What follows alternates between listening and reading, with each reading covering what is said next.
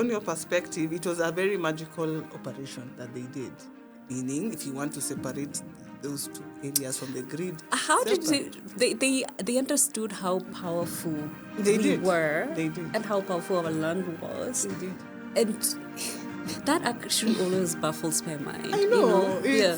Sometimes I sit down and I say, these people, we underestimated them. If I'm a diviner, we have the divination gift. Then it means that I have the protection due. Because divination also is not something anyone can just wake up and decide they want to do, because it involves, in a way, you are communing with the fates. And talk about gifts, people always think about the spiritual gifts. Yes, it's a lot. There's the spiritual gifts, but there's also these other gifts that are very material that could help not just your family, but the entire community.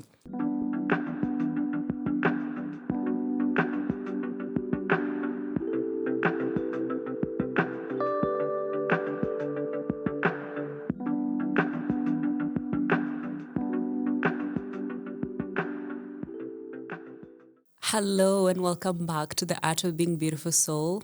Thank you so much for joining us today. In the studio, I have Mildred Awino. It's a person that comes highly, highly recommended because she's very knowledgeable with African spirituality, and it's one of the subjects that I've been passionate about like in the last several months. So I'm so excited for our conversation today. But before we get into the conversation, I'd love to thank every single person that has subscribed to our podcast. Thank you so much. And if you haven't yet, please subscribe on YouTube and rate our podcast on Apple and Spotify. Hi, Mildred. Welcome to the Art of Being. Thank you so much. Thanks so much for having me on the podcast. Happy to be here. Yeah. Oh my gosh. How are you feeling? Oh my, I'm very excited. It always comes around in every year. I have to give out information. So this seems to be the time to do it on this particular podcast. Yeah. So I'm excited. Yes, I absolutely love the energy that you're bringing, because immediately, like I met you, I felt that energy of like, I'm excited. I'm ready for this. Let's do this. Wonderful. I hope like I wasn't reading wrong. I hope that's how you're feeling. You're so right. Yes. I was very much looking forward to this recording and just to share as well, because I feel like for every, when the student is ready, the teacher appears. So it feels like for me to be here this time, this information is needed. It's the right day and right time for it. Indeed, yes. Yeah. And thank you. I'm sure there are a lot of people that reach out to you on Facebook. The fact that you saw my message and responded, I'm just like, I'm so thankful. It's hectic on that. It's very hectic, but at least I'm grateful that I got to see the invitation. And I prefer to be in forums where I can reach a lot of people at the same time. So sitting down in forums, workshops, those are the kinds of things that I'm trying to also do outreach. Yeah. So this does fit with my outreach goal. Yes. This year, yeah. So Mildred, you are a spiritualist, you're a diviner, which is something that, I'm always just excited to talk about, like I said. But I just want to go back to like the early memories of you, like as a child. And so if young Mildred, let's say like she's 8, 10, around there, like if she was sitting across you, what would she be surprised most about who you are now? So interesting. I like that question because looking back, I would say these things usually begin in childhood, right? Like the spiritual calling.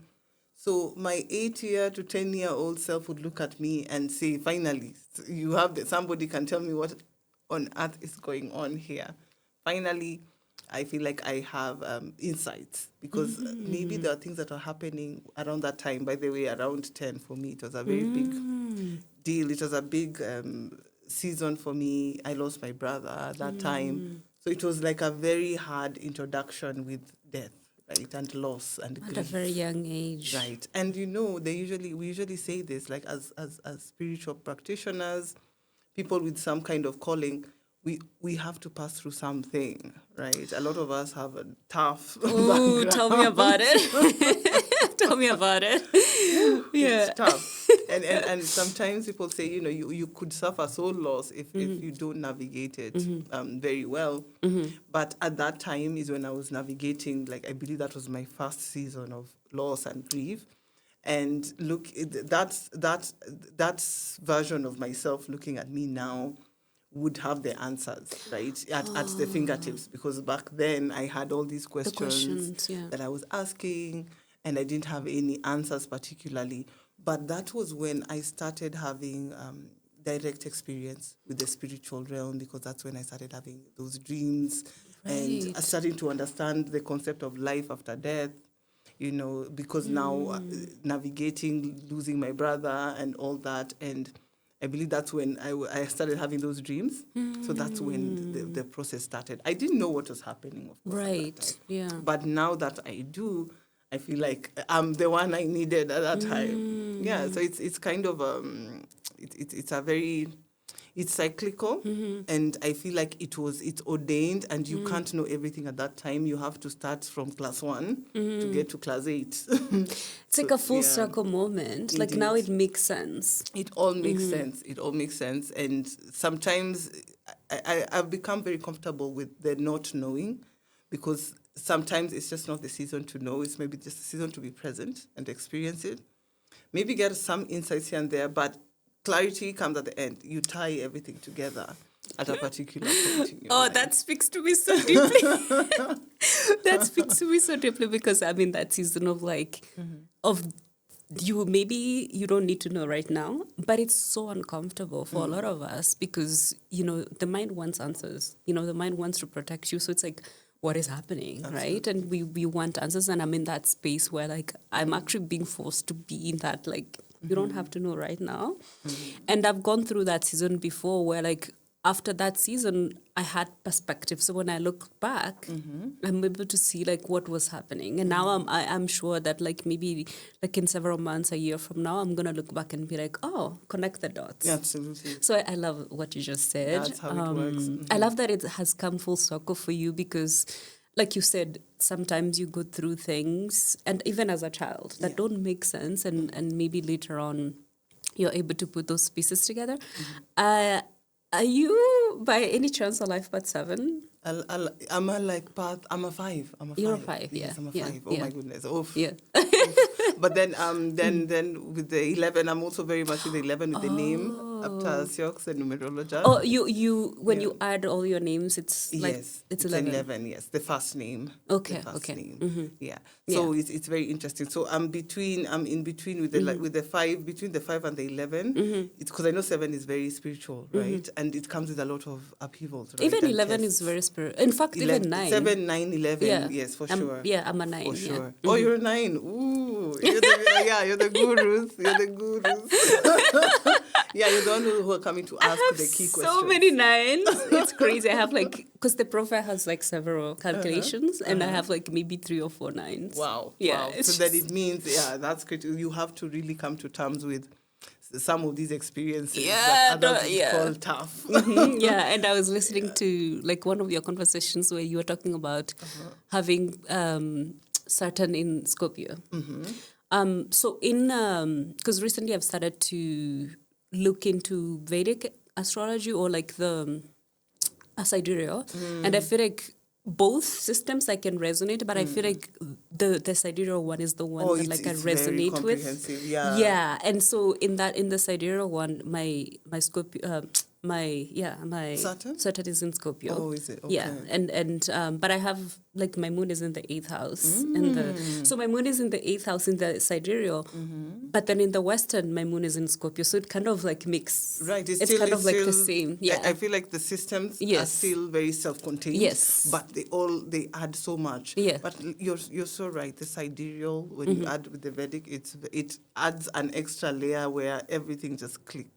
I feel like it's like building a house. So there's foundation, and then now there's the actual floors and rooms. So I feel like the sidereal gives you very good insight, and I think also the spiritual side. The sidereal one really gives you a part of yourself that you really never would have expected. So I would say I feel like tropical is now for training, understand how it works, how astrology works.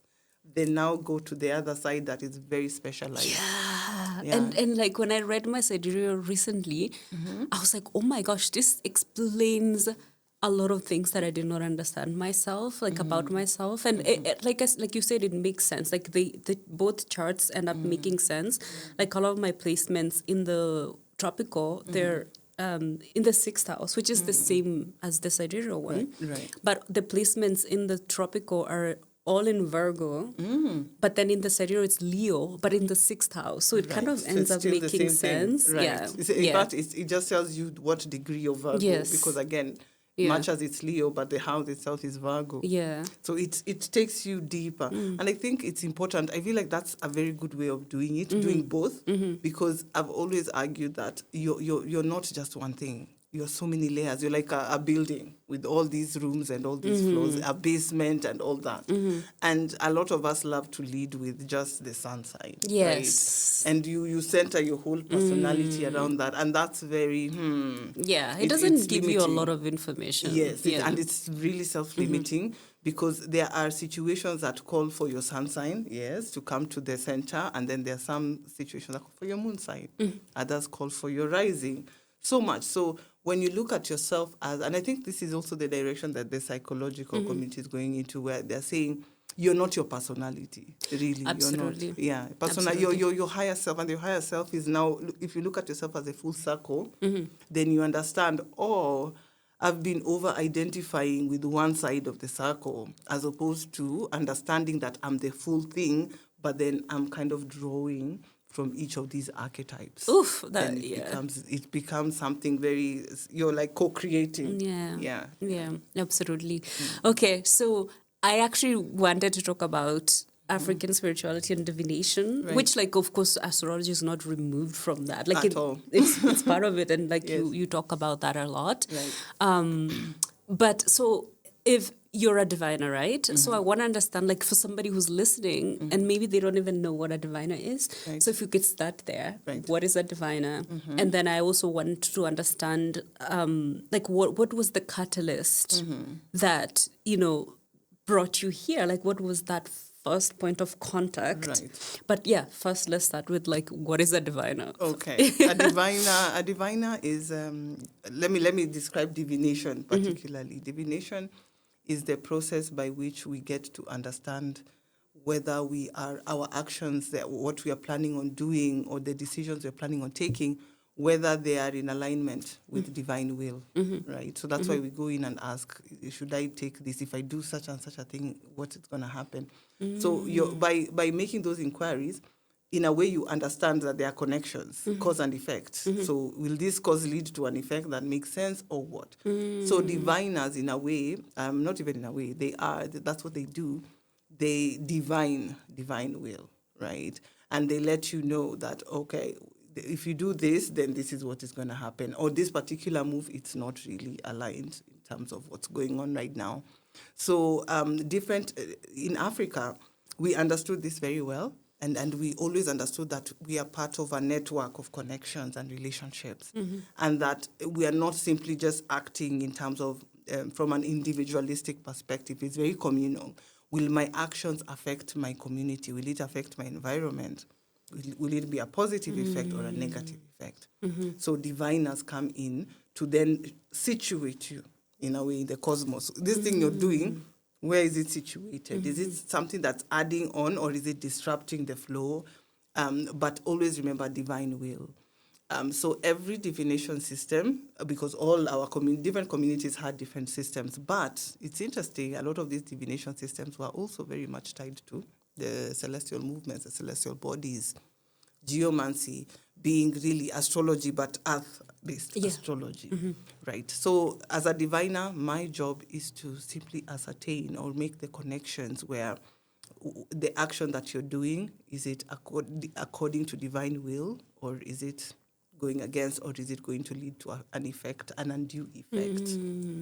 So when you say divine, you mean, like, is it aligned with your highest good? Yes. And highest good of you, but also highest good of, like, maybe your loved ones and the collective as well. Absolutely, because when you're talking about divine will, you've moved above the individual. Right. And that's why we usually say it's not about what you want. When you're praying, we always say according to God's will, because sometimes what I want is not necessarily what's going to be good for me, good for others. Yes. So higher self is in tune with that. Yes. So higher self is in tune with divine will as well. So when we are divining, we are really connecting with higher self Yeah. and with the divinity. Yes. Right. Because what I want is most of the time is ego-based versus like the higher self is like much larger. It's like larger than you, than like that ego, you know, what the ego thinks and what the mind thinks is going to be what good you for want you. versus what you need, etc. as well. So you're always like, whatever you want, make sure that you preface it with, if it is according to divine will. Yeah. It's God's will, Yes. then so be it. But if I want it and it's not according to my higher self, then it's really coming from a place of ego. So you always have to That ground. sometimes can be so hard, like in this human experience. Like that Right. can be so hard because, you know, like you're in this existence where like, you know, there's capitalism and then, you know, maybe sometimes you want a relationship and like you want all these things because you feel like as a human, like you need them. So it can be so hard for, you know, for you to surrender to that. Right. Yeah. So in your experience, like... Oh yeah, it's a story of our lives. It's a story of our life. In fact, it's a whole spiritual journey, isn't it? And spiritual journey is really now about getting to a point where you're stripped, right? Attachments, ego, all those things, loss, and that's why even loss. Yeah. Sometimes the loss is not just material; it's even people. Right? Even people, anything that you're really attached to. And you asked me the question about what started. Yeah, the catalyst. Yeah. Again, it was yet another loss, by the way. So that was my mom.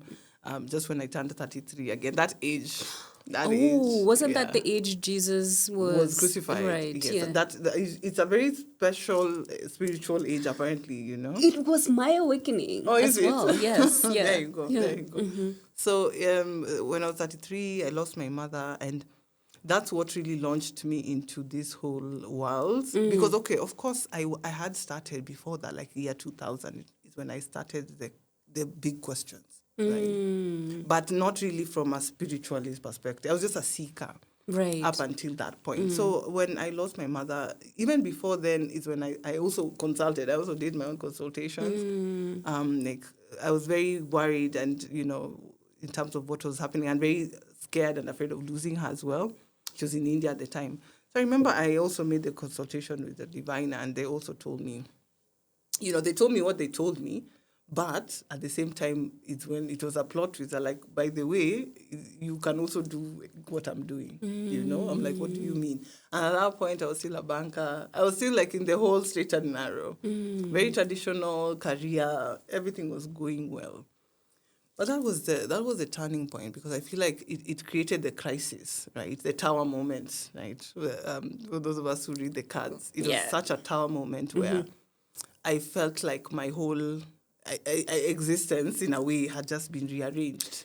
And that told me something. It told me that gift runs in the family. And chances are my grandmother, my mother, those are the people who are carrying it, or the carriers of this thing, but not necessarily practicing. So that when they left, because they passed away within a year of each other. Your grandma and your mom. Yeah, my grandmother and my mom. Yeah.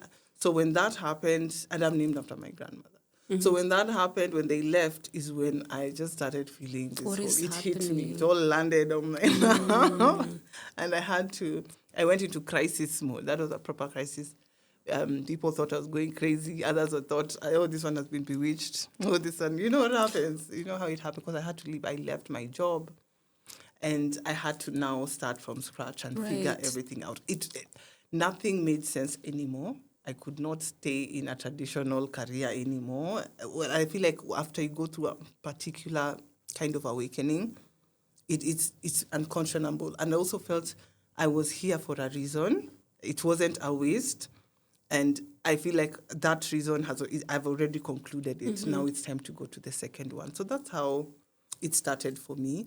And it was a very systematic path, because I also have a very academic background. So I think it also helped me to make sense a lot. But when I started bringing all those systems together, is when I realized, wow, okay, it was all leading up to this. So as a diviner, I'm able to bring so many systems to bear. So the traditional one, because the traditional one, they tell you, by the way, it's your spirits who will teach you, by the way. You know, anyone can teach you how to, you know, do whatever it is the case might be.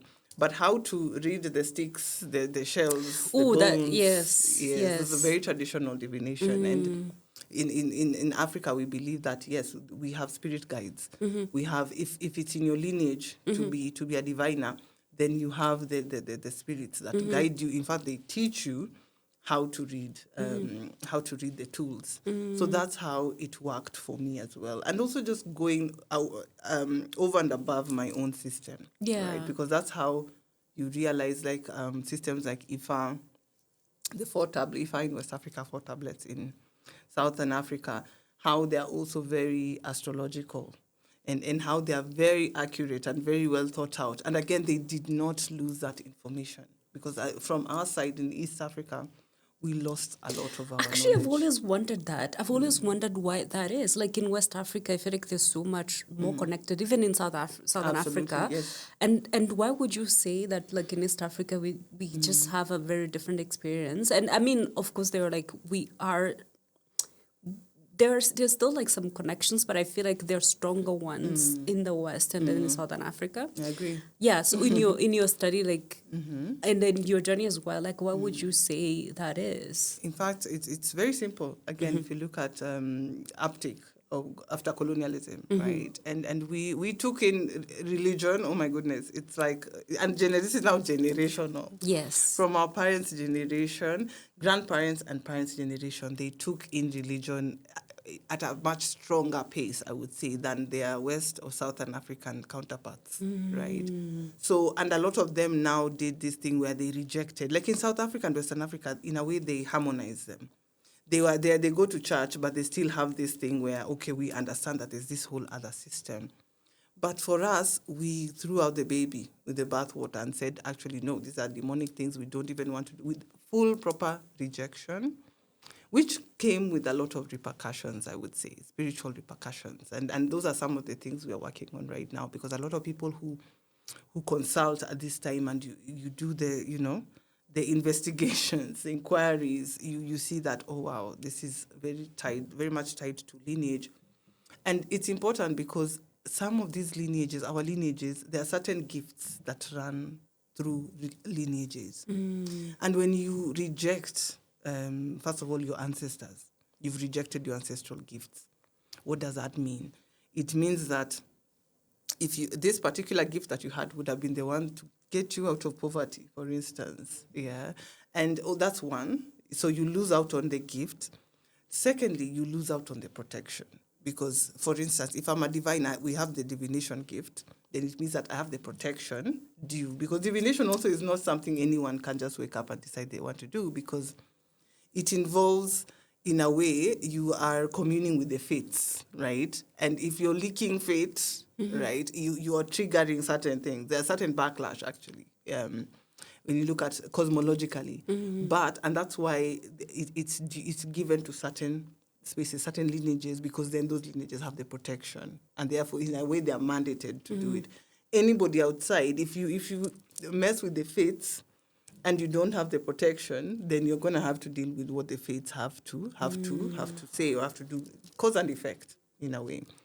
And also, I still see that as well in my job, because I usually tell my client, I will let you know, I will tell you insofar as I am shown, right? There are things we are shown, you're told, this is what is happening, this is what might happen. And there are things you're told not now. It's not the right time. Not now, it's not the right time. Now, in East Africa, we totally said absolutely not. There are, for instance, there are lineages. I think it's something I was going to talk about. There are lineages that can actually follow, like the what is this called? Like the gold, right? Like we've heard about. There's a lot of gold rush right now, Kenya and Uganda, right? Like a lot of gold is coming up, and I usually tell people that the way we are doing it now is not how it used to be done.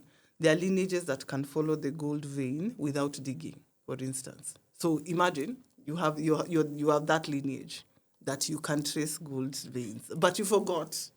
Meanwhile, you're wallowing in poverty. In poverty, yeah. Exactly. So there are certain, and when you talk about gifts, people always think about the spiritual gifts. Yes, it's a lot. Yes, the spiritual gifts, but there's also these other gifts that are very material that could help not just your family, but the entire community.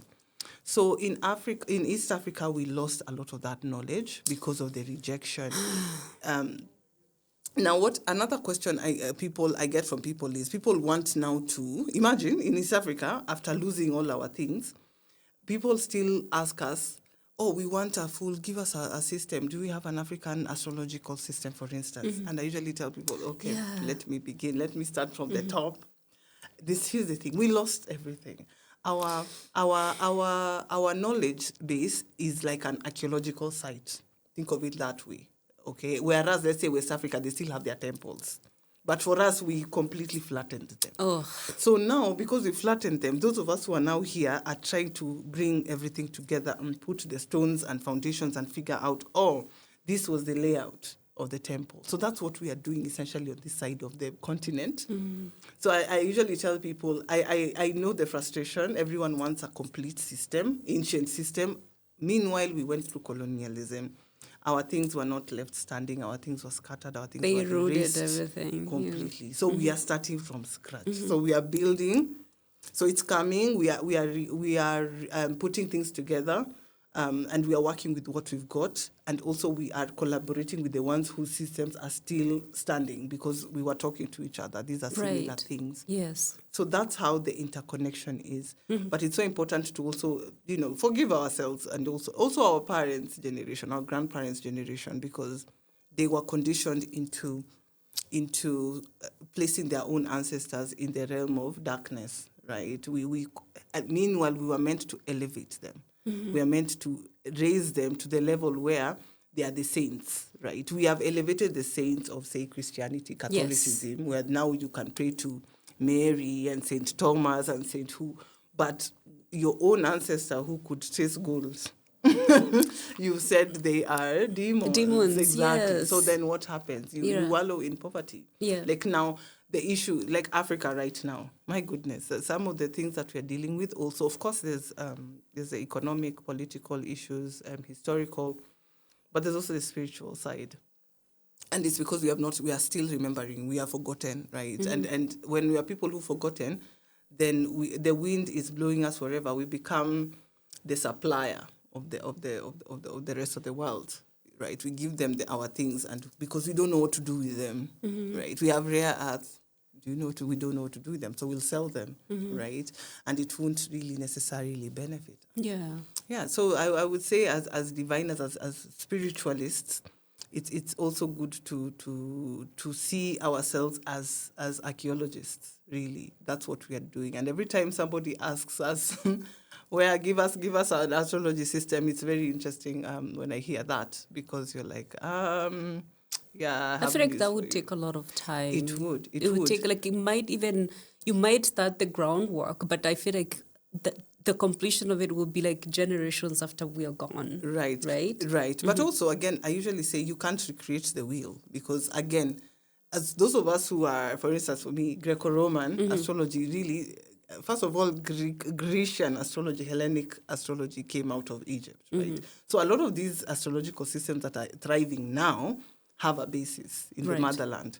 So these are still our things. I usually tell people, yes, the names are different, but again, remember, these names are archetypes. There are people who want to simply hear African name to now say, oh, this is an African system. Yeah. But I usually also tell them, I need you to think a bit wider than that, because if I say something like yesterday, I was talking about Aquarius, connection between Aquarius and Prometheus and technology. So I'm like, you don't need to, if you don't resonate with the Greek myths, say using Prometheus, then use the African side. Like, okay, let's bring in whichever deity is associated with technological development, technological advancement, which of course you'd see someone like Tehuti, for instance, right? Also, who is also mercurial. So it's about reorganizing. But if we want to reinvent the wheel, I don't think that would be feasible. It would take us centuries, because not only must you come up with systems, which is a theory, you have to then establish praxis, and you need time. Like now, the astrological system now, how many millennia of praxis do we have? Now, that's exactly how much time you two need if you're going to build a system from scratch. Yeah. Oh my gosh, that's just, it's such a shame how we were eroded, and it's like generations after generations after generations, because I'm thinking, like, even our grandmas and their mothers and their grandmas, they had English names. So it goes like years and years and years of like erosion. In fact, I learned recently, I come from Gusii. I recently, because when I was young, I actually grew up there. And of course, like when the grandma would pray, she would pray to Nyasai.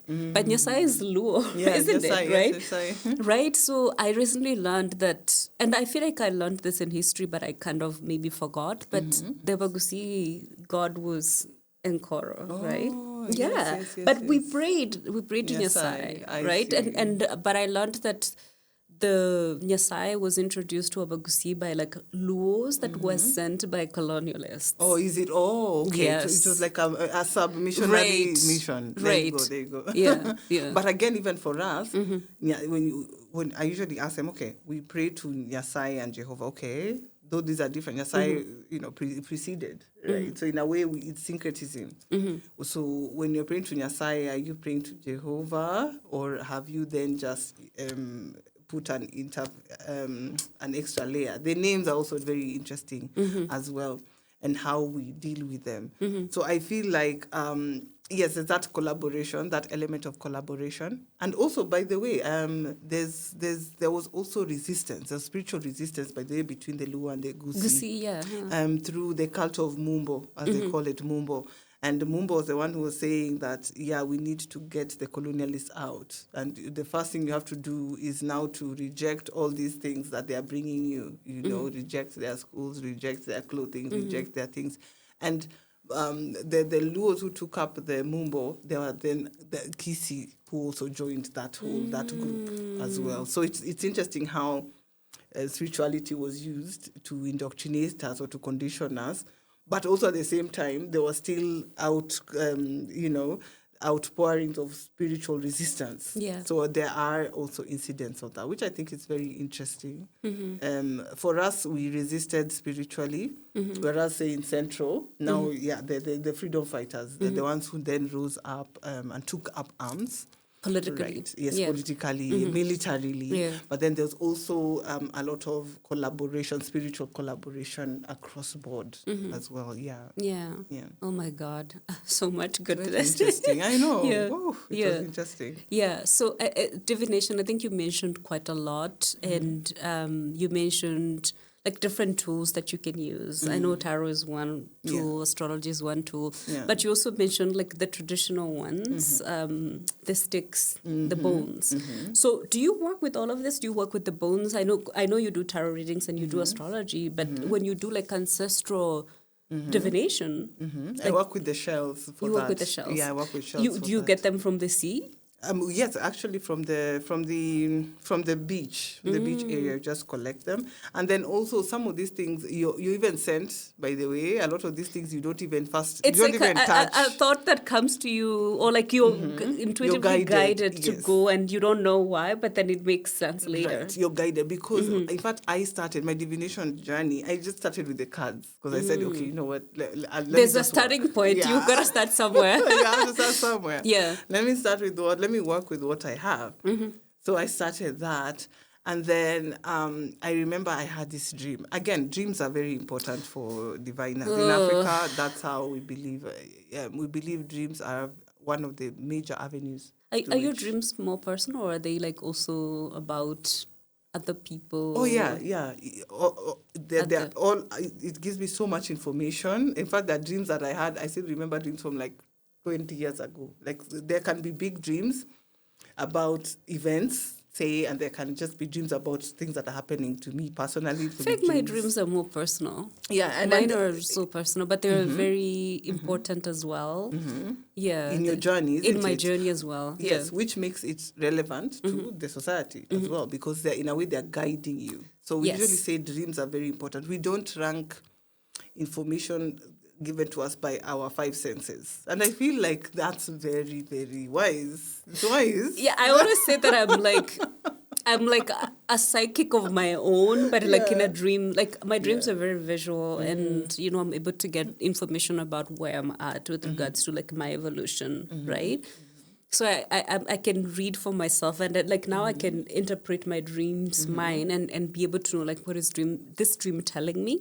So but like of course I don't have the clairvoyance when on a day-to-day basis, but in my dreams I see things that come true later Right. in my own personal Precognitive life. dreams. Yes. Right. Yeah. So yeah, that's the same thing that happened to me too. I had a dream. I was sitting with a client. I was pulling cards, giving her advice.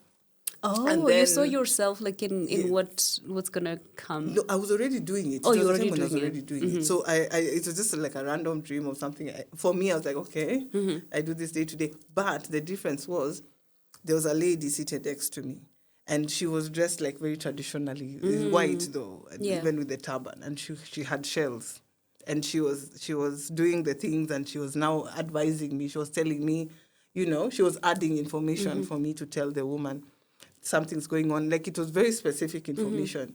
And I looked at her, I was like, wow, that's interesting. And she was telling me, you can do what I'm doing. That's what she was saying. She was saying, in fact, what you're doing right now, okay, cool, but like it's not even scratching the surface. Right. Then after that, what happened is I got myself, I was taken under the wing. Someone, a traditional healer took me under their wing, and they trained me. And first of all, they tested me. I was put through all these tests. So I went through some apprenticeship with a Absolutely, healer. which I think it's very necessary as well. Yes, the traditional healer. And I think it was so pivotal for me because that's now from there is where now I started getting my own things, because my shells and whatnot. And imagine, they did not teach me at all, like how to do those things at all. It was It's like you're remembering. at all. Yes, it's like you're just remembrance. assembling. Yes. Because once you know something, it clicks now. Suddenly, now you can handle. You can handle the tools. You can be it shells. There are people who work with pebbles. There are people who work With whatever the bones. case. Yeah, with bones, because we believe all these things carry the life force of the earth itself, of the planet itself, and because it carries earth force, then it carries intelligence. The way that it works, is it that the shells like activate intuition and you're able to then connect with the ancestors and get the information that's needed? Good question. Yeah. Now, the shells, if you look at it, the cowries, right? Yes. They look like mouths if you look at them, right? So we feel like they are the like mouthpiece they of the water. They can speak. They can speak, Yes. exactly. Even if you put them next to your ear, shells, you can just hear the wind, like the ocean. So we usually look at the cowrie shells as the mouthpiece of the waters. Now, the waters are a symbolic realm, spiritual realm of the ancestors. So we always believe that when our ancestors pass away, they go into the waters. So the water becomes like the primordial, it's a very primordial element where life comes from, that sustains life as well. So anything that comes from the water, we take it to be very spiritual. Absolutely. Right. So shells being then, products of the water, then for us become the emissaries. So when we are using the shells, we are essentially asking the ancestors. So the shell then becomes simply the tool. So then the way the shell operates is what then activates your intuition. So that's how, the same way you were mentioning about the cards. So it doesn't literally speak to you, but your intuition, it connects with your intuition, and it organizes. The way the shells fall or the tools fall is the same way it organizes your intuition. So you're able to really speak to a situation, and very, very accurately and very deeply too, because people wonder, what do you mean you're using shells to tell me about my life? And it's true though. Did we lie? So I find that it's really brought me doing that, like traditional divination over and above also, the cards, cartomancy. In a way, it grounds and roots me also with the ways of the ancients. Yeah. Because that's how the ancients, they didn't have cards. If they had cards, maybe they'd be using it, but they didn't have that, and they worked with the earth. And I feel like that also really helps me to connect with the elements, right? With the elements. And from there, it becomes easier. You connect easier. Sometimes you don't even need to pull a card before you start clicking, okay, this person, I'm starting to get a feeling about them. Let me just go and check. Then, so now your intuition starts operating even before you start using your things. Yeah. So it's very important in the journey of a diviner to, first of all, allow space for that training, for that growth, to have those dreams that you can't immediately interpret, but that they do make sense, because then later something happens and it clicks for you. So I would definitely. Do you keep a journal? It would be great. I do keep a dream journal, and of course, before I went through a similar journey of initiation, like you did when your mother and your grandma passed. So for me, it's like the losing of an attachment to something, and then that led me to just, when you lose an attachment, then you're like, Right. you've shed like an identity. So I went through like a very, and I think I'm still in that period of like, the unknown of like my identity, my previous identity has gone, but there were times where like I was just in that space of like just darkness. And when I say darkness, it's not even like, it's not evil. It's just like a place where like there's just like a lot of crying Right. and a lot of pain. And I so at the time, of course, because I was losing an attachment to something, I was having dreams, but at the time I could not interpret them. Okay. But you know, a dream is significant when you're able to remember it several years after, right? Like you said, you remember some dreams from 20 years ago. So for me, like dreams that happened several years ago, like at the time I did not understand, but now when I look back, because I remember them, because they were vivid, I know that they were significant. But now I'm able to, from this perspective of like where like I've healed a lot, I've made a lot of progress, I can look back and be like, oh, this is what the dream was telling me. Yeah, I started keeping like a track of my dreams to just make sure that like I don't lose them. Yeah, that's very important, because we usually say that in a world, especially now with technology and AI and all this, like the senses is very fleeting. Whatever it is, information that is coming through your senses is neither here nor there. You can see something, but is it really there, first like and foremost? Your interpretation is based out of somebody can manipulate something and place it right in front of you with AI. Yes. But something that you're connecting to from within cannot be tampered with. Yeah, absolutely. Yeah, someone cannot tamper with your dreams, for instance, but someone can tamper with your sight or what you're seeing out there. So it's always important. I feel like that's our last port of call. That's how we started.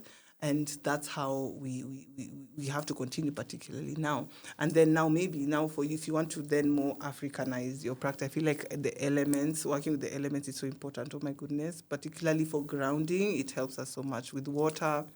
And for me being, from the water as well, the lakeside, and also the Nile itself. I refer to myself as a daughter of the Nile as well, the daughter of the lake. I saw. Do you know Queen Afua? Yes. She talks about that connection with like Sudan. Yes, Napata. For me, it's Napata particularly because our ancestry in terms of the migrations. For the Luo, we usually say that the collective memory, of course it goes further than that, but officially where the collective memory begins is from the place we call Tekidi. And Tekidi is really the Napata. Particularly Tekidi itself is the mountain, the stone mountain that is in Napata, Jebel Barkal. So that was actually the center of the religious center of Kush, because Napata was the capital of Kush, but they also the capital of gold, by the way. So then also the spiritual center, because that mountain is where Amun originated, the mountain of Amun as well. So it started from there, Napata, then Meroe, downstream to Lower Egypt. So we were on the Upper Egypt side. So again, you see those very interesting connections. Our people came from there, then migrated, and then now here we are. So even as we are sitting here, we have that conversation. I always have that conversation with my spirits, right, the ancestors, and I ask, and I've come to so many realizations, because yes, I'm a daughter of the lake, I'm a daughter of the Nile, but I also feel such a strong connection, spiritual connection with, say, the mountain. And I've always asked myself, okay, what did I sign a contract with the mountain? What's going on? You know. But then I came to realize later that it's very interesting. The connection is interesting if you look at it from a point of grids, right? So how is Napata, for instance, connected with the lake? How is the lake connected to the mountain? First of all, the lake and the mountain lie on the same grid, which is the equator, right?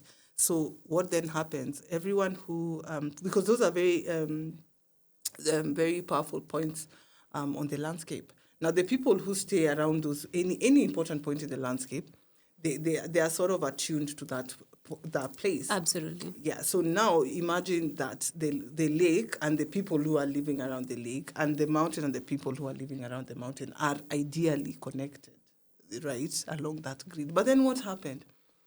From a colonial perspective, it was a very magical operation that they did. Meaning, if you want to separate those two areas from the grid, How did they understood how powerful we were? They did. And how powerful our land was. They did. And that actually always baffles my mind. I know. Sometimes I sit down and I say, these people, we underestimated them. Right. They had a whole conference. Literally. Berlin conference. Right. Because you have to have that kind of like, we have to sit down and talk about how we're going to conquer. How we are going to conquer these people, separate. Like we need a whole meeting of, Exactly. It was like the money heist, the original money heist. But then it wasn't just like it wasn't just geological of taking land, grabbing resources. Yes. It also happened at a very spiritual and psychological level. Because how do you know, and how did they know, like have this information? That gives me insight to that spiritual understanding of like how powerful. Oh yeah, the occult. It's occult knowledge, and Western occult really is coming from Egypt, from the Arab, from the East as well. So if you study Western, I would really, it's fascinating. I've done that as well. I think you might want to go into it, because then you see how these people, they took their time. Right, they studied. They absolutely took their time. They studied the spiritual realm. They studied the esoteric realm, and then now they implemented. Because then now when they sent their explorers, who are really surveyors, right? And they tell you, oh, there are these particular features, and at these features there are these particular minerals, and there are this and this. Okay, so how do we make it so that, and the people who live there, we were very land focused and land oriented. So how do we make these people forget? Right? How do we make them forget even their connection with the land? First of all, we were removed from our lands, isn't it?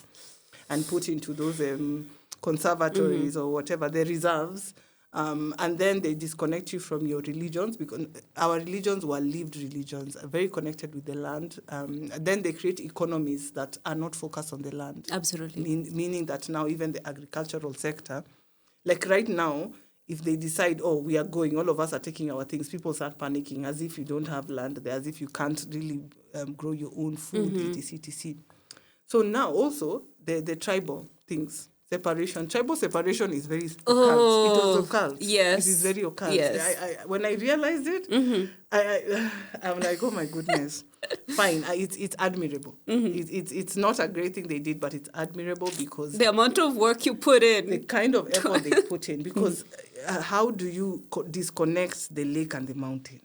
You disconnect the keepers, the tribes that live there. So when they start going like this, then essentially the grid, the 2 points are not connected on the grid. Meanwhile, they are right there, right? The mountain, Nanyuki, Laikipia, they have their installations there, the bases. Then they are there. They've placed themselves there so that as the two are disconnected, your things, that becomes the door, the gate that they use to exit your things. The way, movers, the way you have a lorry outside and things are being passed through your door. So that's how it happens.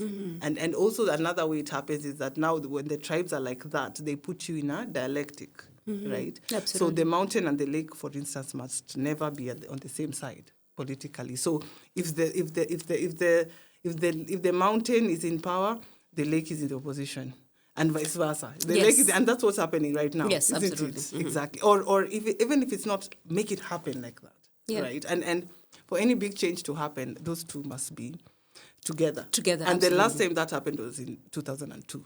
And where we removed that giant, isn't it? Yes. And that must not be allowed to happen again. So you see how it's very occult. Yes. Right. I've always wondered, and in fact, I asked another spiritualist this question, like, I understand that we have free will, like whatever, but where are our ancestors in this? Like, You know, like Like intervention, right, like rather than just intervention. land. Like how can you let this happen to us? You know, like that's a question that I've always just asked. I just Right, wondered, and I right. don't know if you've pondered that. And Yeah, we have, and again, it comes from a place of to cast the stars. Why should we? And again, the lamentations, and it's okay. I think like we all have that moment, from a personal perspective, and from a collective perspective. right, yeah. And I believe they understand, and they're like, okay. But again, we have to understand the spiritual world. If you understand how the spiritual world works, then you'll understand why we didn't just wake up into this situation. The colonialists also applied a process to, and this is the end game of that process. So for us to reclaim ourselves, we must also follow due process. And part of it is what we are doing right now, which is the spiritual awakening or the spiritual renaissance. That's where it starts, because when you wake up to who you are spiritually, then you're able to see exactly what's happening around you. Or you can read motive, right? Nobody can come here today, Bamzi, and tell you, that tribe is your enemy. If you're awakened as an African, no, you're trying to separate a grid at this time. Why? Because whatever is happening at the mountain flows down. And the lake is what transmits it, right? And as we said, the lake, it feeds the Nile, right? So the people who are talking about Sudan and Egypt, everything starts here. It starts here because now we're lower Egypt, really. So whatever is happening here is transmitted all the way. So if the mountain and the lake are prosperous, then we are transmitting nothing but prosperity or down the Nile. You can see even what's happening in South Sudan. Very sad scenes. They can't even be allowed to enjoy their gold there. They're being dealt left, right, and center. So that's also part of it. And then you see how the system has embedded itself. It's embedded itself politically, economically, spiritually, so many ways. But I feel like it's the spiritual side first, because a lot of even our systems, political, economical, they still have a spiritual base. So when we start with the spiritual is when we can now start transforming all these other layers of society. And again, part of it is, like I said, about the ancestors. Like a lot of us have forgotten even. Like, why would they want to come in and help you when you really they're demons, right? We call them demons. But, right. Yeah, we call them demons. Why do you want demons to come and help you? Yeah. Then, you're attracting destructive energy, isn't it? But you see, and that's why I talked about elevation of the ancestors. A lot of our ancestors have been relegated to the shadows. They've been relegated to the unconscious. They've been relegated to hell, quote unquote, as lower astral spirits. But this work we are doing as spiritualists, as we are going through awakening, is to raise them out of the unconscious. To bring back what we lost, exactly. And what into was the demonized conscious. into the conscious. Exactly. Now we are putting them on a pedestal and say, you guys are our elevated, our enlightened ancestors, advisors, protectors, this. Yeah. That's exactly what these people are doing. And in Christianity, in religion, actually all religions, not just Christianity, they understand that. They understand the value of elevating your spirits, which is why they came and made us elevate their spirits. They came to make us leave yours. Yes. Now put your energy on to elevate ours. So you see, we've elevated, and we are billions. But Africa is holding the church here. Here, if Africa says it's like this, the church falls. And you see, that's why it's a power of energy. It's a power of attention, right? And intention as well. So it was very magical when they came in with their missionaries. Yes. And it tells you that's why their systems are working. A lot of people think they're working because we were primitive. No. Their systems are working because they were built for them, by them. Now, the rest of us, we are there to give them energy, right? Oh, so when people get taken over in church, like a spirit comes and takes you over, you're like fueling. Yeah, you're fueling. You're fueling that energy. Exactly. Oh my gosh. And that's why when you talk about these things and they say, the name of Jesus is powerful. Yes, there's no spiritualist who will refuse and say the name of Jesus is not powerful. But then there's a reason why the name of Jesus is powerful. How many billions of people are giving their energy to that name right now? Every Sunday, how many billions of people are fueling that energy? Yes. Exactly. So imagine that is a name. Like if it is a bank where people are giving 1 shilling, all these billions, it's the richest account. So if you want to draw from somewhere, then that's where people go and draw from. because that's where people have put their energy. Yeah. But it doesn't mean that the name is inherently powerful in and Yeah. of itself. It's because of that mechanism that has been created. Now, when you say your things are not powerful and they're demonic, it's because you abandoned them. So if you go to another person's religion and prop it up, while also saying yours is bad, it's because you haven't propped up yours. Have you tried propping yours up and then seen what would happen? happens? Yes, yeah. So that's the work that we're starting to do. Oh, and I as love that we're doing that. And Yeah. that it's part of the reason why you're here today, because we have to do that, because who's going to do that for us? And I want to go back to something you said about, like, if you understand how this spiritual world works, because I asked, like, where our ancestors, and you talked about that. Yeah. So when you say, if you understand how the spiritual world works, are you talking about, like, I'm thinking individually how, like, the journey of the soul, like the journey of you, the journey of me as a soul, like how you come having forgotten every single thing and you have to remember who you are. So I'm thinking, like, I'm equating that to the Westerners, the colonizers, played their part in making us forget. Oh, absolutely. Right? And then, like, it's like we're playing roles, right? Like, this is role They're playing. also playing their They're role playing their role. very well. Right? Even though it's like like we see it as evil, we But see it it's as still- whatever, but they're playing the role, right? Yeah. And that role is like erasing what we knew and what, like, that knowledge. Right. And then it's our work to remember, the same way that you're individually doing your work to remember who you are. You remember who you are as, like, whole source and all of that. Is that what you're referring to? Like, In fact, the spiritual world is like... You put it very well. In fact, I'm here thinking, Allah, your spirits must have whispered something very accurate. It did come, because that's how... And I was like, keep track of it. Don't forget accurate. It's accurate. I was saying the same thing just Yeah. a few weeks ago, and I had framed it in terms of, I was, the thinkers, the political thinkers of the 60s, brilliant people, Akina Biko, Akina, Emiseze, that whole crop of people who came in trying to raise the consciousness of their people. Now these ones are doing socio-politically, of course, and we have to also acknowledge that. Now, Emiseze was talking about he's from the West Indies, he's talking about the forgetting machine, the concept, and how colonialism operates as a forgetting machine. And of course, it uses now different ways. It will come in with its education system that is not centered on you people, centered on their things. It will come in with religion, come in with culture, so many things. Now, again, what we are meant to do, and that the forgetting machine, it rewards those who forget, and it punishes those who remember as well. So now, which is why then the freedom fighters, for instance, they were the ones who said, no, we refuse to, we reject forgetting, we embrace remembrance, and we're going to fight for this thing. Now, what we are doing right now, even for us in the spiritual realm, is to now, we are remembering as well within that machine. And we're the ones who are waking others around us, like, guys, no. We have amnesia. So the colonial system thrives on amnesia, collective. You have to have forgotten yourself. Absolutely. And operate. But once you remember, then colonial systems are in trouble. And we can see what's happening right now around the world, in Africa, even in Kenya itself. People are waking up. You can't even compare. I was giving Kenyans their flowers. We deserve our flowers. Yes. Because if you look at Kenyans now, like socio-politically, spiritually, and compare, say, with 2020. Yes. It's night and that's day. what I've been saying. Yeah, like, there's so many people who are waking up. It's like, my night and social day. media is just filled with people. Yeah, it's who very, are remembering. it's very encouraging. Yes. Isn't it? I'm very pleased, and we're very happy. And you see, it's sometimes just a little bit, you can get to a point where, oh Lord, do we give up? What's going on here? But I'm very encouraged when I see that as well, because it shows you that, because when I started that calling now for doing my divination, which was in 2020 officially, they were saying that this is the ancestral decade, right? It's ancestral decade. I'm like, okay, whatever that means. Okay, sure.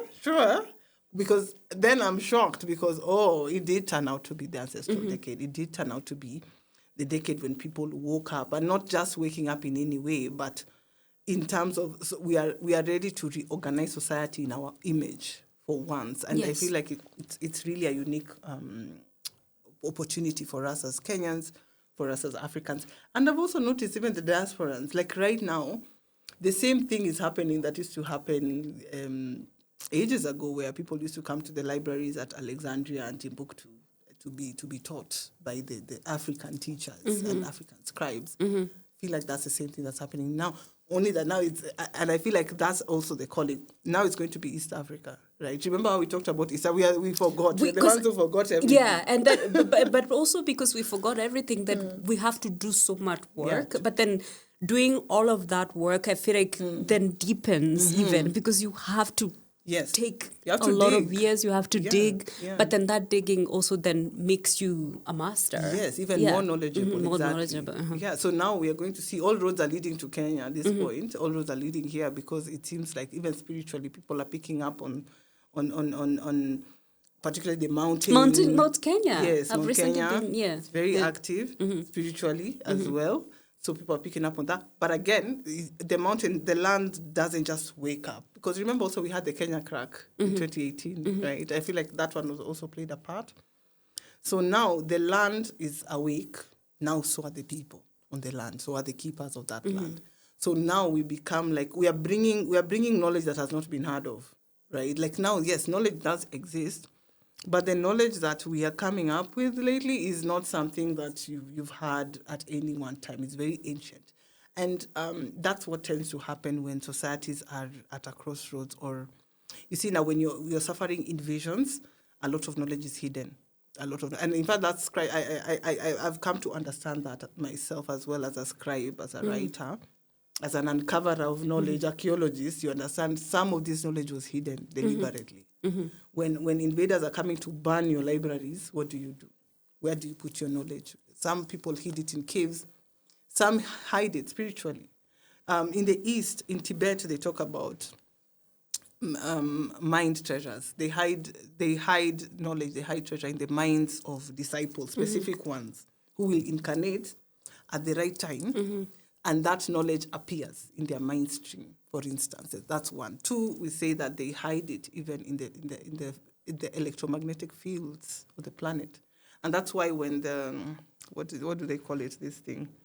When the frequency of the earth, that thing, what do they call it? The Schumann. Yes, Schumann resonance. So now when the Schumann resonance rises, is when people start having even those revelatory dreams. I want you to start tracking. Whenever you have those dreams, just check what's going on.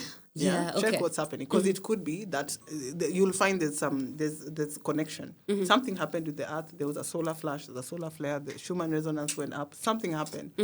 Now, suddenly you have access to some knowledge. So those events tend to happen as keys to unlock, or seals. They unseal, because knowledge is there. That's my theory. Knowledge is there, but it is hidden. And right now, because we were in the forgetting machine, even more reason why it was in fact, it was off. It could not be accessed. But now that the system is a bit shaky, when systems are starting to crumble, think of it like an egg, right? When the egg cracks, there's something you can get there. You can get the yolk. Absolutely. Right? Exactly. So that's the job we're doing. Like right now, the system is cracking. So even better, because even those systems have held our knowledge, even them. They're operating with knowledge that is hidden from us. So when the system cracks, the knowledge is let loose onto the people. So that's what we are getting. I was thinking of the tarot card, the 9 of, the 10 of swords.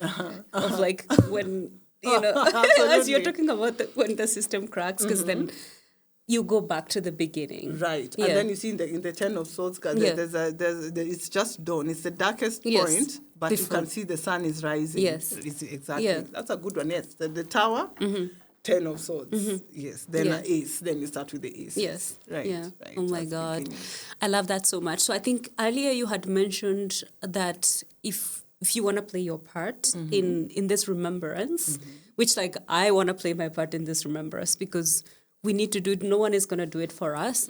You talked about going back to the elements. You talked about the waters. Mountain, nature, earth. I don't know, air. Like what is that? Like, air is now. What we're talking about. The spirits that bring you information. In fact, it's in the Bible. The air, the spirits of the air, elemental spirits of the air, are described. There's a verse. Is it in the book of John where Jesus talks about the spirit of truth?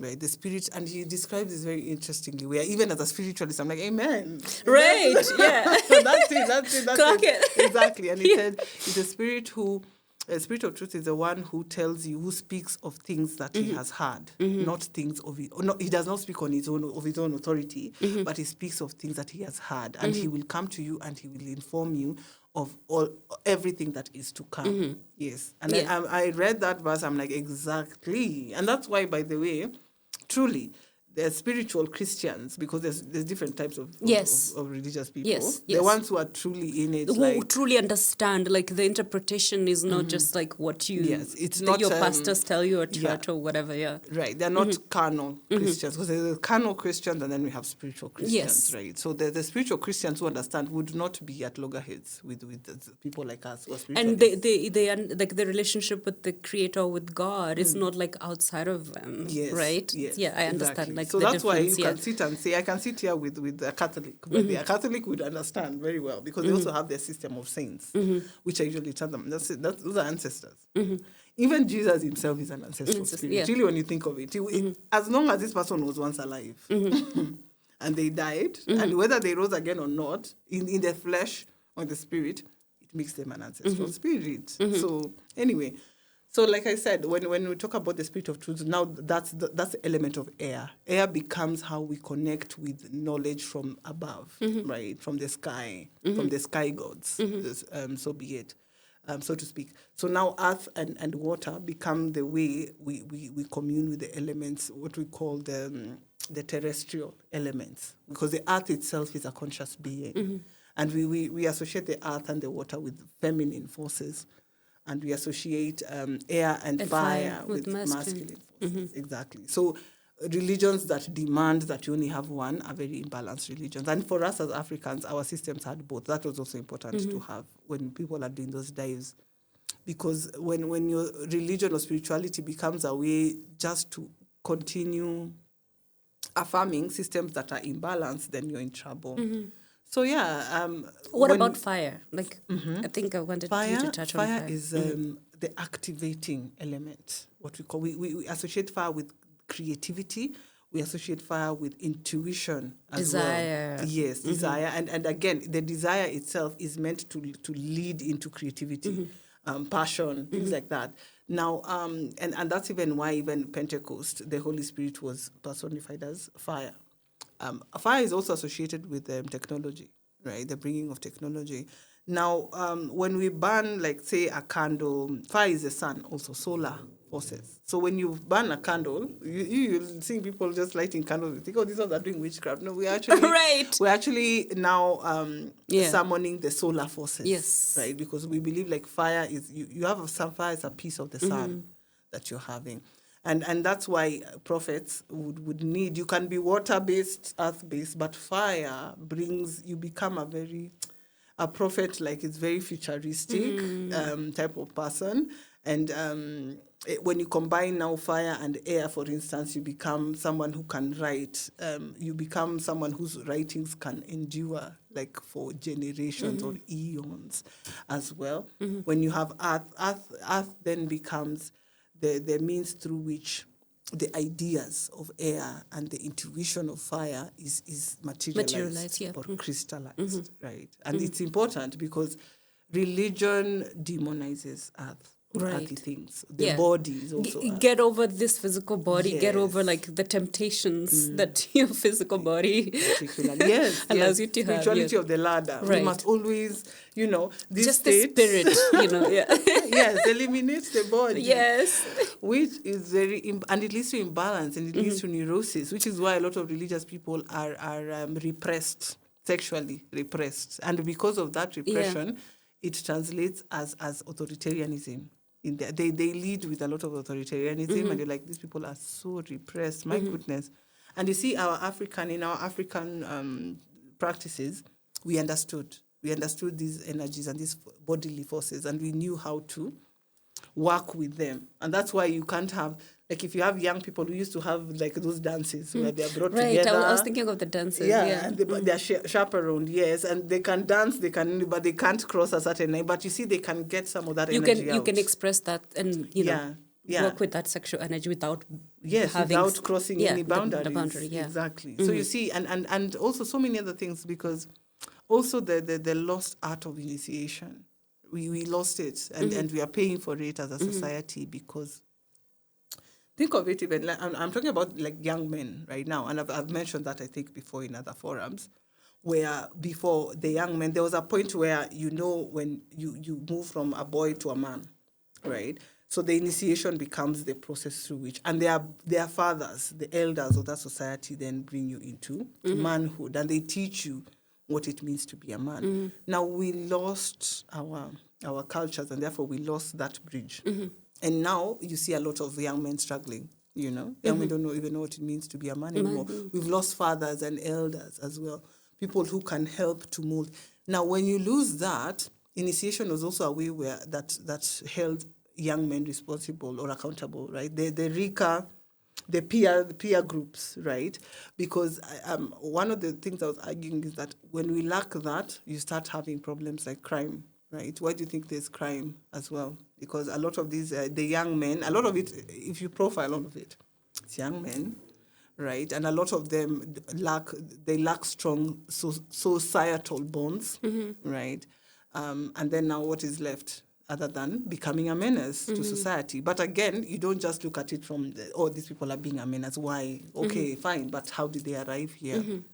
Were there any mechanisms that these men understand that they can do something else, something that is different? Do they have a sense of responsibility towards the society they are in? Nobody will, if someone is doing crime, like serious, and I mean serious crime, inside a society, then it tells you they are not bonded without society, right? Something is amiss. Yeah, something is amiss. There's a disconnect. So now at scale, then you have these problems. You'll have your gangs, you have your goons, and all that.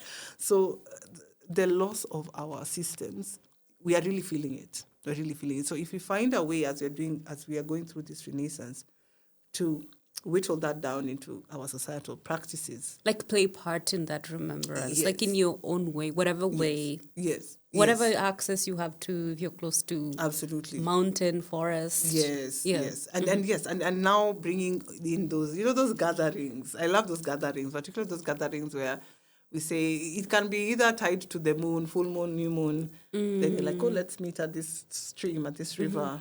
Right. And young men would be called to the river. There would be someone to the river at certain points, even young women, or to the mountain, or to the hills, or to whatever the case might be. I feel like that's now where we are going. We're going to now ground our practices. Yeah. Now we take it out there to the earth itself, to nature itself. And I feel like that is what will turn around what's going on currently. Yeah.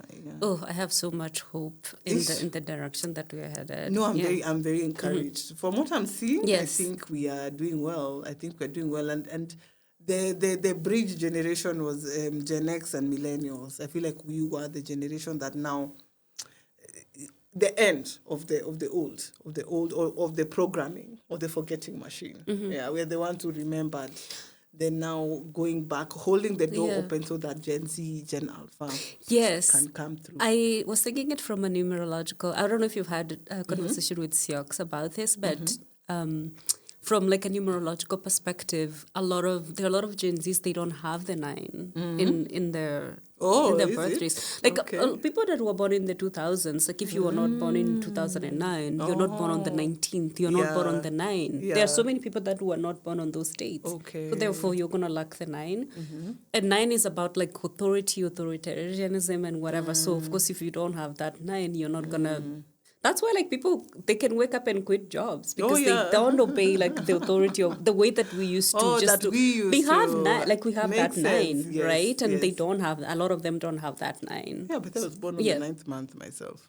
The 19th. Oof. Anyway. Okay, so that makes sense because then it means they become the generation prior are the ones who do the remembrance work. Right. Then they walk in through that gate and create the new world. Yes. Exactly. And they bring the sensitivity because they too, a lot of them that were born in the 2000s, the 2 is about sensitivity. And we had then the 1 which is like about will, about drive, but then they bring in the sensitivity, the 2. And then that, I think, is the like best the generation. Harmony, actually also harmony, isn't it? Yeah, lovely. Yeah. Then it makes a lot of sense that Gen Z would be doing that. I feel like we don't, when I see I feel that the older generation will struggle between 2028 to 32, because that's how, from the astrology perspective, is when when it comes to the generational change in leadership. I feel like that is when we're going to see it happen, peak at 2032. Funny enough. And I know a lot of people don't want to hear that. A lot of people don't want to hear that. The thing is, like, I've started to see conversations, even like traditional workplaces they don't talk about spirituality, but they're trying to understand, like, how can we understand Gen Zs and work with them, because they're already seeing the patterns. They're already seeing that this, like, we need to change the way and understand working culture, culture. Yeah. Now, if you think Gen Z, wait until they get to Gen Alpha, because I think now the oldest Gen Alpha, like I have a Gen Alpha, I think the oldest, and like it's turning 30. So like in 5 years, you're Gen already Alpha seeing will be entering the scene. Workforce. Now you can imagine if we are struggling with now bringing in Gen Z.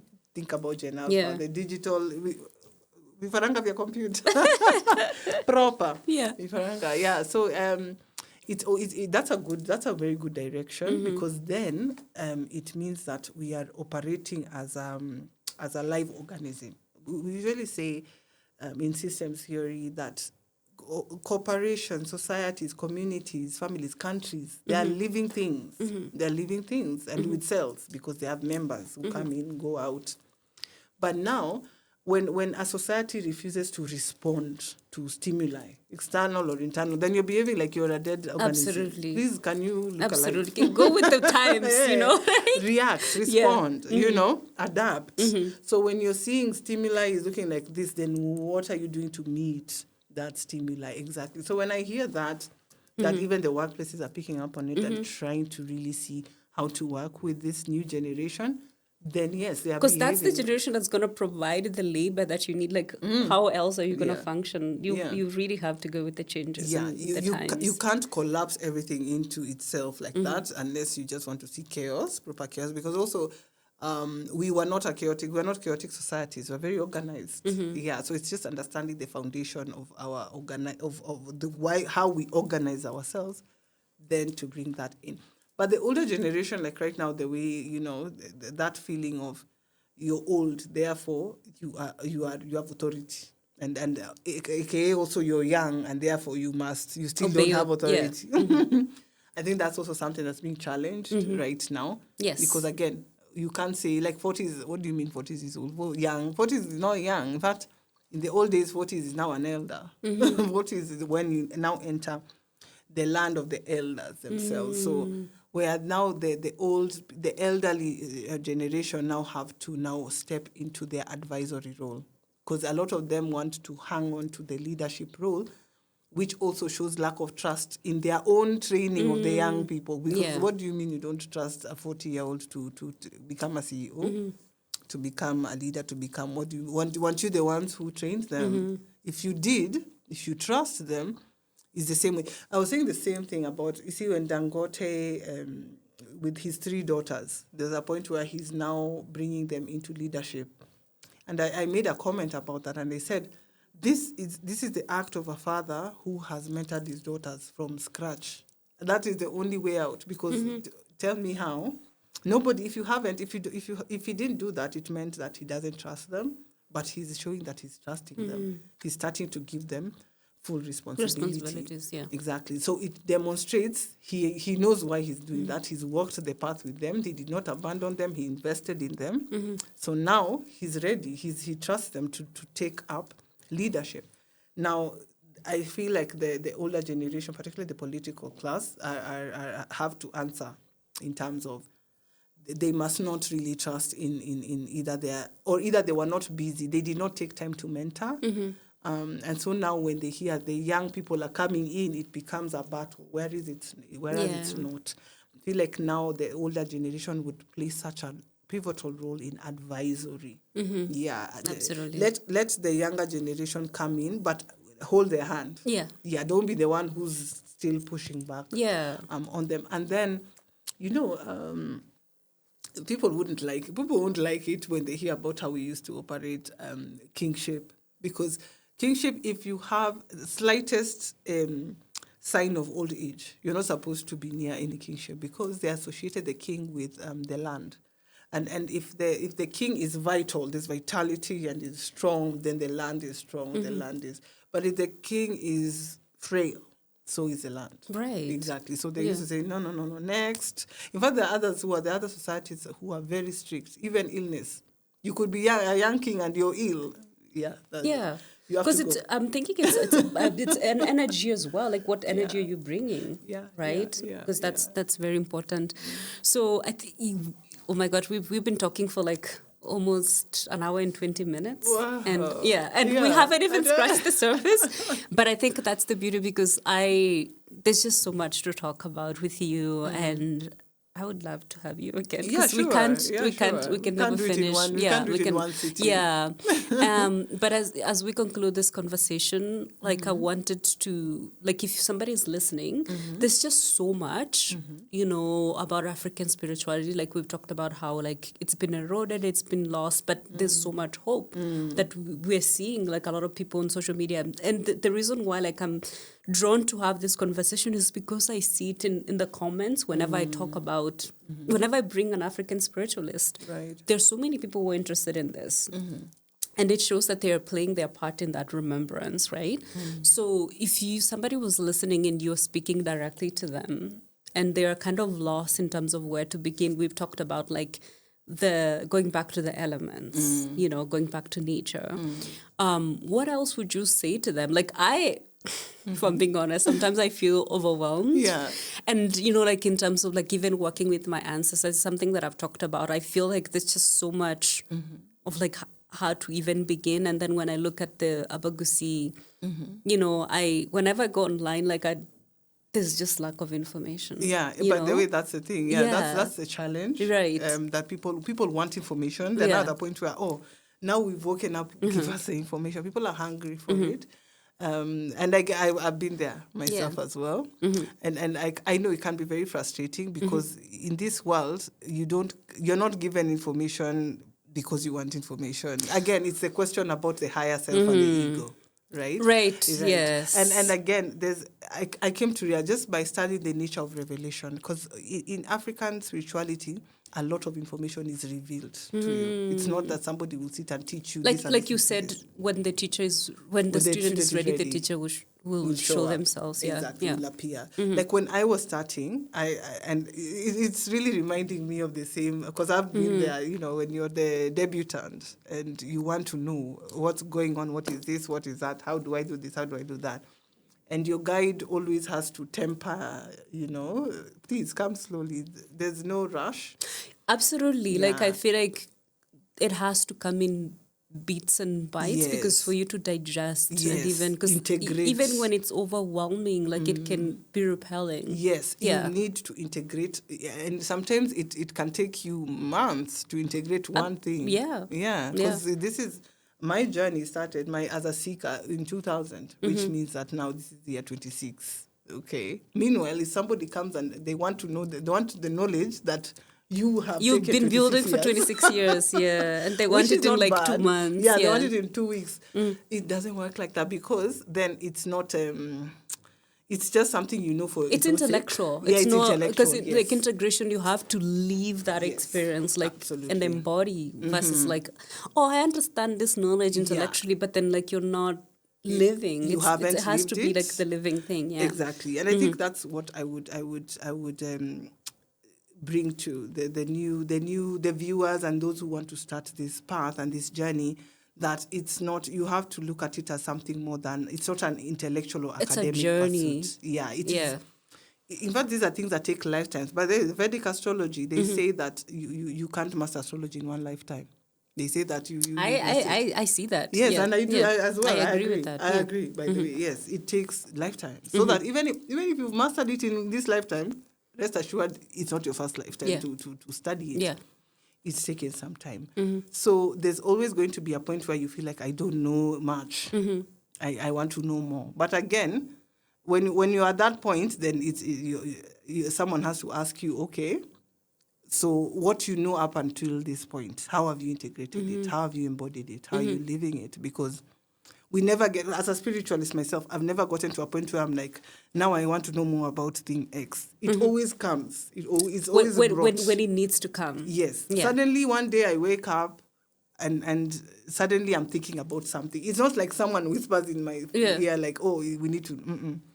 Suddenly just something, I come across something new, a particular topic, and then I just get interested in it and learning more about it.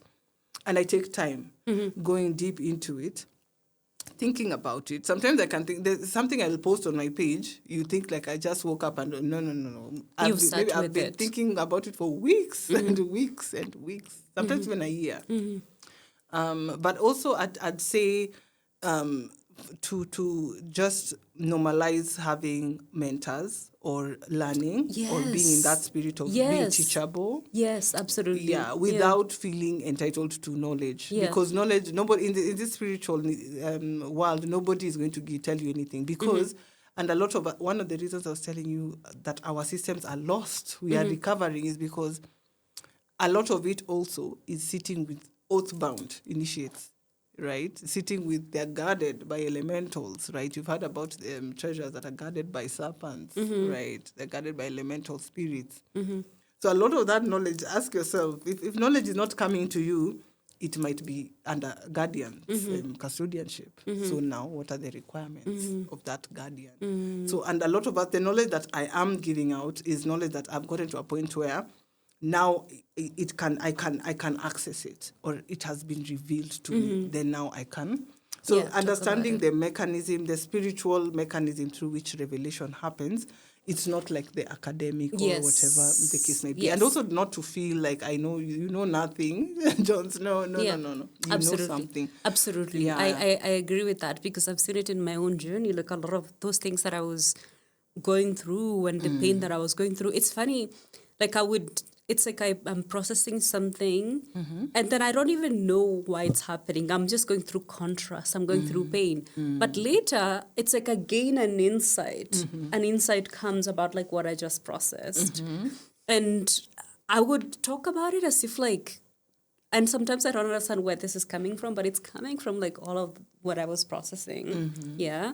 But I absolutely agree with that. Yeah. Like the revelation, takes time and it's not something you read. You know? And when you speak about it, it's coming from this embodied place where it's almost as your body is speaking, right? And not your mind.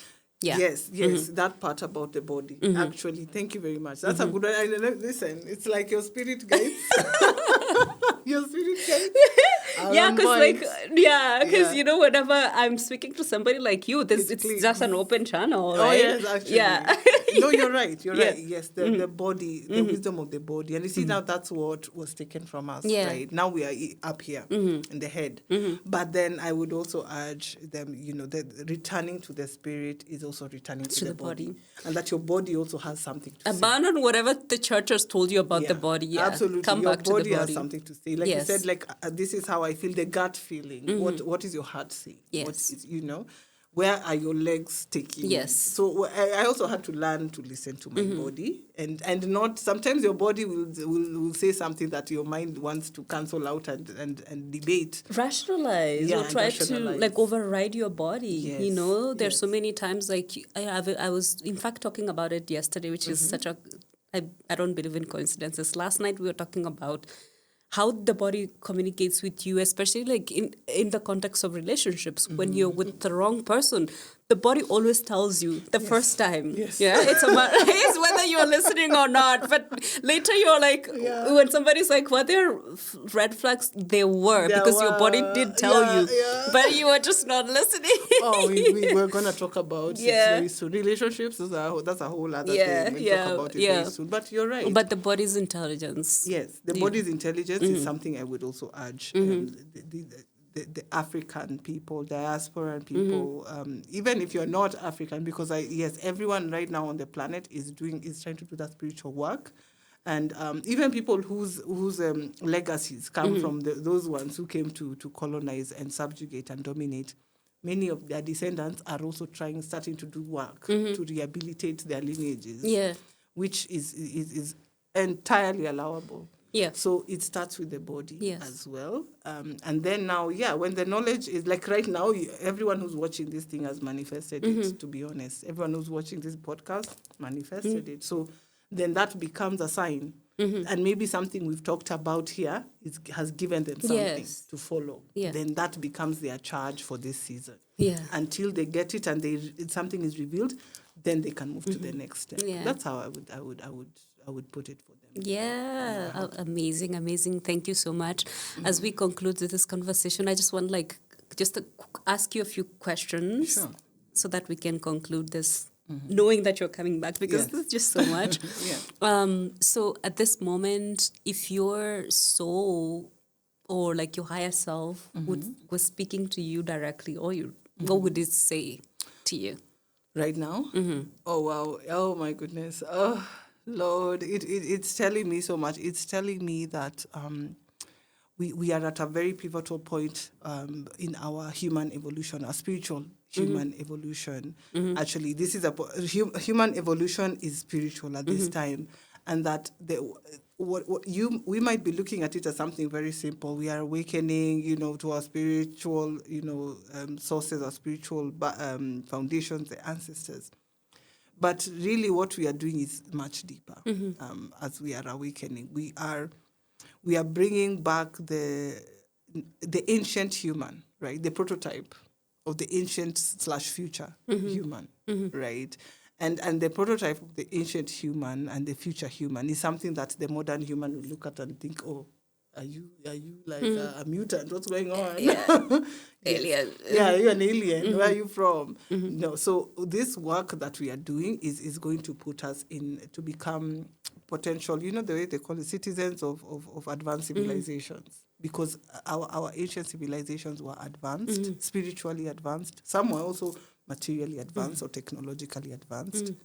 So this spiritual work that we are doing really is like orientation for the kind of modern, future human that is able to be an inhabitant or a citizen of a highly advanced civilization spiritually and technologically, where we are balanced and we don't call in cataclysms because of having too much knowledge but not enough wisdom, right? So now we are bringing back wisdom on top of knowledge. Knowledge is there, intellectual knowledge is there, technological know-how is there, but wisdom is not there. And that's the reason why we always fall into cataclysm. Yes. Right? Yeah. So this work we are doing is bringing in the wisdom side, because the future human is fully embodied in terms of their wisdom. Yeah, and then this is also the same. You become now a full citizen of heaven. What they call heaven is really Heaven an on advanced earth. civilization. Yeah. Yes, Yeah. on earth. Yeah. So you can't say, oh, I want to go to heaven because I know the manager, but then you'll turn heaven into another new earth, another earth, old earth. So for you to say you want to go to heaven, are you a proper citizen? Are you what kind of citizen will you be? So this work that we are doing is really that as citizens of the new earth, which is something that we are birthing, which is something that we are midwifing. Yeah. So yeah, I'm looking at this as a very big project. I love that. Yeah. What is the one thing that's expanding you right now? That is expanding you at the moment. Right now? Okay. Oh, it's quite a lot. Speak about one. Okay. Because I think it'll take like an hour to talk about everything that's expanding. Like right now, it's more like I'm currently going through yet another spiritual initiation, and I feel like that's, again, initiation is simply expansion. You and I, and knowledge, isn't it? So that's where I'm going, and it's taking me very deep. I'm starting to become. I feel like I'm very connected to the land right now. I feel like the land is now speaking. The land is expanding me, or is expanding my knowledge, because now I'm able to sniff out colonial altars on the land, right? Oh. Right. Like Laikipia, that was a whole altar that now, thankfully, is being cleared or is getting cleared, and you can see what's happening right now. That's where the trainings, the military drills are happening on there, and all that. So a lot of it's happening. So we also have to guard against. We are going to be a very wealthy nation. That's important to know, right? And we are starting to see the gold rush and whatnot. We need to be very enlightened right now so that we don't repeat the mistakes. We don't operate with our wealth the way the colonialists are operating with our wealth. We don't become diggers of pits. We go back to how we used to do our things, because there's a way we used to extract without leaving the earth with open wounds. Like we have to sores. have that respect, which like you Right. talk about a lot, you know, respect nature. Right. Yeah. Yeah. So I would say for me, it's just the earth. It's just a reconnection. I feel like the land is calling me. Very soon, I'm going to just be working for the land at this time. Yeah. Oh, I absolutely love. Oh my gosh, Mildred, this has been one of my favorite conversations. Thank you so much, and you're coming back. Yeah, like for this. sure. Anytime. While I'm here, anytime. Yeah, because as you can see, like you're tapped in, your spirit guides us, talking to you. I loved this conversation so much. So what would you say to somebody who's lost, just as your final thing, like somebody who's lost, very quick? Okay. Yeah. I mean, if they are lost and they find this episode, that's a great sign. That's a great sign, because we've all been there, both of us, right? In fact, the constant state of the seeker is feeling lost, because that's what you're seeking. Yes. Right? You're seeking something. You're being taken in a It's a good particular thing to be direction. lost, Yes. because it will lead you. Yes, it means Yeah. you're still walking somewhere, Yes. right? Never get to a point where you say, now I know, now I can put my feet up. No, even me at my level, I'm still out here, trying to situate. Yeah. Because, I mean, the cosmos is huge. It's a right? journey. It's a journey. Yeah. So when feelings of disorientation, let me call it like that, it's more of a call to get back to the center, Yes. right? To center the self. To get into the body, because feeling you're in your mind, you're in your the heart, which is at an imbalanced state. Take yourself out to nature, because you're feeling lost because maybe you're losing a sense of connection, right? A sense of relationship, right? Go to nature, because maybe you're feeling like I'm not part of anything bigger right now, and you are. And that's why for us, we didn't have churches or temples. Yeah. Our shrines were out in nature, right? Identify. I would say if it's not a water body, find like some hilly area, Yes, something that inspires, element, something that brings in a feeling Yeah. for you, then that becomes the opening. And I feel as Africans, we need to get to that point where we are speaking one-on-one with divinity. Nobody should come and tell you, oh, this is what this one is saying, this is what the elements are saying. No, go there, Be able open to your heart, do it for yourself. and listen. Exactly. Yeah. So now start becoming your own priest and your own priestess. Yeah. That's where you need to be. So feelings of being lost, it's really it's a call. Yeah, the nature is calling. Nature is calling. The temple is calling. Yeah. Oh my God. What a lovely conclusion. Thank you so much again, Asante. Mildred. It's been so wonderful. Thank you so much for having me, Bamzi. And if you've been listening to us or watching us, thank you so much for staying with us until the end. This was one of the best conversations, like I said. And so if you're listening and watching and you enjoyed this conversation, we would love if you engaged with us in the comments. And if also subscribed to our YouTube channel and rated our podcast, because that would really, make sure that this conversation gets to the people that it needs to get to, so that it can inspire them to get started on their journey. So if you could do us a favor and share this podcast with somebody that might benefit, or just circulate it, with your community, with your people, that would be really lovely. Thank you so much again for listening to us and or watching us. We will see you next time on the Art of Being podcast.